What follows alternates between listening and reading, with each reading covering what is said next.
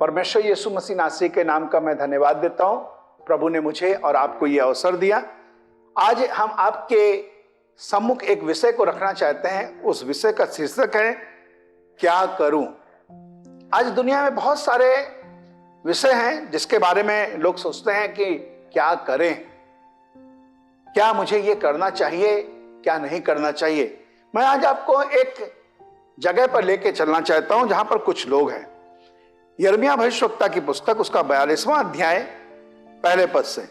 तब कारे का पुत्र योहानान, होशाया का पुत्र यजनिया, दलों के सब प्रधान और छोटे से लेकर बड़े तक सब लोग यिर्मयाह भविष्यवक्ता के निकट आकर कहने लगे, हमारी विनती ग्रहण करके अपने परमेश्वर यहोवा से हम सब बचे हुए को लेकर प्रार्थना कर, क्योंकि तू अपनी आंखों से देख रहा है कि हम जो पहले बहुत थे अब थोड़े ही बच गए। इसलिए प्रार्थना कर कि तेरा परमेश्वर यहोवा हमको बताए कि हम किस मार्ग से चलें और कौन सा काम करें।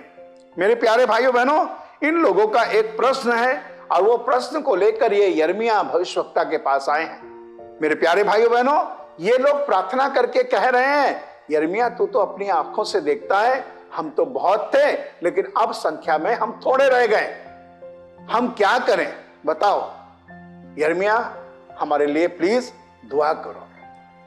और वो कह रहे हैं कि हम कौन सा काम करें यहोवा हमको बताए, हम किस रास्ते पे जाएं यहोवा हमको बताएं, क्या मुझे करना चाहिए। मेरे प्यारे भाइयों बहनों, आज मैं आपको ये कहना चाहता हूं कि जब ये लोगों ने पूछा कि हमको क्या करना होगा, मेरे प्यारे भाइयों बहनों, क्या करने के संबंध में आपको मैं पुराने नियम में लेके चलना चाहता हूं। जब कोई व्यक्ति पाप करता था तो उसके लिए क्या करना चाहिए था कि वो पाप से मुक्ति पा सके। उसके लिए था कि कोई मेंढा हो, कोई बकरा हो, कोई बैल हो, अगर इतना भी ना हो तो कम से कम मैदा हो और उसको बलिदान करके याजक के सामने चढ़ाया जाए। मेरे प्यारे भाइयों बहनों, ये पाप का प्रायश्चित था कि कैसे कोई मनुष्य उद्धार पा सके। और यहां पर जो लोग हैं वो भी बचना चाहते हैं क्योंकि उनकी संख्या धीरे धीरे धीरे धीरे कम होती जा रही है। मेरे प्यारे भाइयों बहनों, जैसे संख्या धीरे धीरे कम होती गई तो लोगों ने सोचा कि हम क्या करें, कैसे बचें। तब उन्होंने यिर्मयाह के पास जाना उचित समझा। मैं आज आपको यह कहना चाहता हूं, यिर्मयाह ने कहा ठीक है हम दुआ करेंगे। 7वां पद, 10 दिन के बीतने पर यहोवा का वचन यिर्मयाह के पास पहुंचा। बहुत अच्छा, 10 दिन लगे। 10 दिन के बाद परमेश्वर ने बताया क्या करना होगा तुमको। वो लोग अपना प्रश्न लेकर गए थे, क्या करूं, क्या करूं। परमेश्वर ने उत्तर दिया, ये करो। परमेश्वर ने उत्तर दिया कि देखो तुम लोग संख्या में बहुत थे, संख्या में कम हो गए, कोई बात नहीं, तुम भागने की कोशिश मत करो, तुम मिस्र देश को मत जाओ, नहीं तो तुम तलवार से मारे जाओगे, तुम लोग यहीं पर रह जाओ। मेरे प्यारे भाइयों बहनों सुनो, परमेश्वर का वचन बताता है अगर तुम यहां पर रहोगे तब तो मैं तुमको नाश नहीं करूंगा वरन बनाए रखूंगा और तुम्हें ना उखाड़ूंगा वरन तुमको रोपूंगा और तुम्हारी हानि की जो कल्पना है उससे मैं पछताता हूं। परमेश्वर ये वाली बात को उत्तर देता है, यहां रह जाओ। सारे लोग अपना सर पकड़कर कहने लगे होंगे, यिर्मयाह के पास तो हम उपाय पूछने के लिए गए थे लेकिन परमेश्वर हमको ये कह रहा है यहीं पे रह जाओ।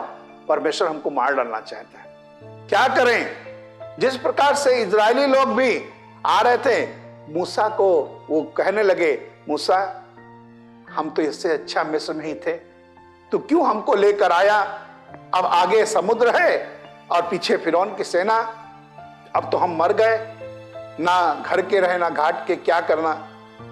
मेरे प्यारे भाइयों बहनों, क्या करूं क्या करूं क्या करूं? आज जिस प्रकार से इन लोगों की समस्या है, दुनिया में बहुत सारे लोगों की समस्या है, वो नहीं जान पा रहे क्या करें। यहां तक कि जब अमोन, मोआब और सेर के लोग यहोशापात राजा के राज्य के ऊपर आक्रमण करते हैं, तो उन्हें समझ में नहीं आता।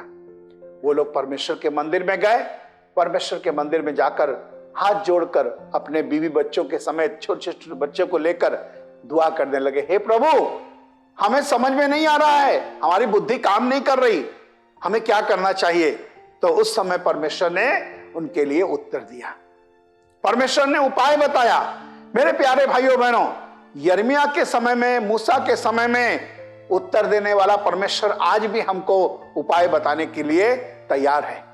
अगर आप भी आज ये कह रहे हैं कि मैं क्या करूं, मैं अपने बच्चों का क्या करूं, मैं अपने परिवार का क्या करूं, मैं अपने भविष्य में आने वाले समय में क्या करूं, मुझे कैसे सरवाइव करना होगा, मुझे नहीं समझ में आ रहा है, मैं आज आपको आशा का संदेश देना चाहता हूं, परमेश्वर के पास जाइए। एक दिन एक जवान लड़का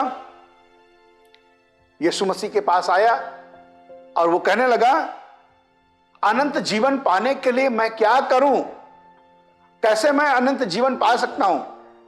तो परमेश्वर यीशु ने पूछा कि क्या तुम परमेश्वर का वचन पढ़ते हो? कहे हाँ, परमेश्वर का वचन मेरा बचपन से जाना हुआ है। कहे बताओ कैसे पढ़ते हो, क्या लिखा है उसमें? कहने लगा कि तुम अपने परमेश्वर से प्यार करना, अपने पड़ोसी से प्यार करना, अपनी आत्मा और सत्यता से, ये सब बातें बताई। तो यीशु मसीह ने कहा, ठीक तूने उत्तर दिया, ऐसा ही कर तब तू जीवन पाएगा। मेरे प्यारे भाइयों बहनों, बहुत सारे लोगों को मालूम है क्या करना चाहिए, लेकिन वो करते नहीं। लेकिन बहुत सारे लोगों को मालूम ही नहीं है कि क्या करना चाहिए।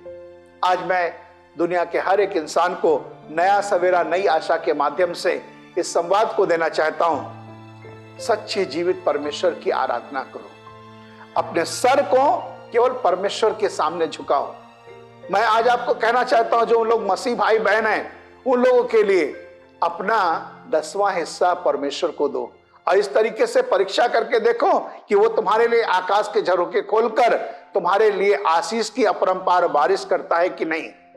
परीक्षा करके देखो, क्या करूं, मेरा बिजनेस नहीं बढ़ रहा, क्या करूं, हमारे घर में आशीष नहीं आ रही, क्या करूं?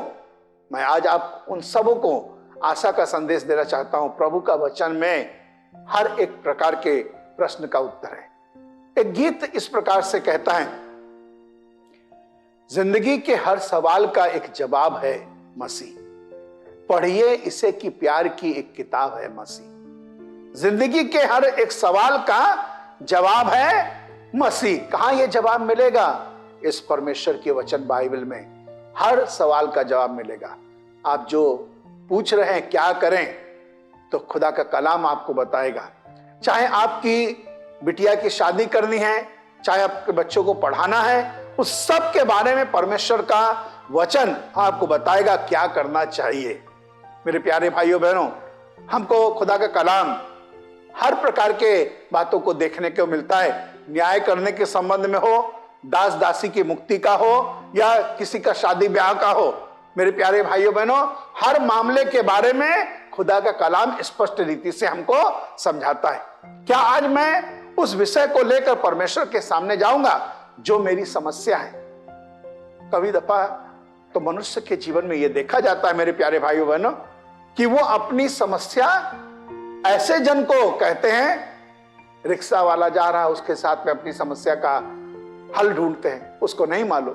मेरे प्यारे भाइयों बहनों, आप परमेश्वर के पास जाइए, परमेश्वर को अपना सब हाल कहिए, परमेश्वर को अपना दुखड़ा बताइए, देखिएगा वो आपको उत्तर देगा। और वो जब आपको उत्तर दे, वो बताए ये करो, तो वही करना है। और जो मना करे ये नहीं करना है, उसे हमें बिल्कुल नहीं करना है। मैं विश्वास करता हूं वो परमेश्वर जिसने मुझे उन्नति दी, उसकी बात को मानने से आपको भी उन्नति देगा।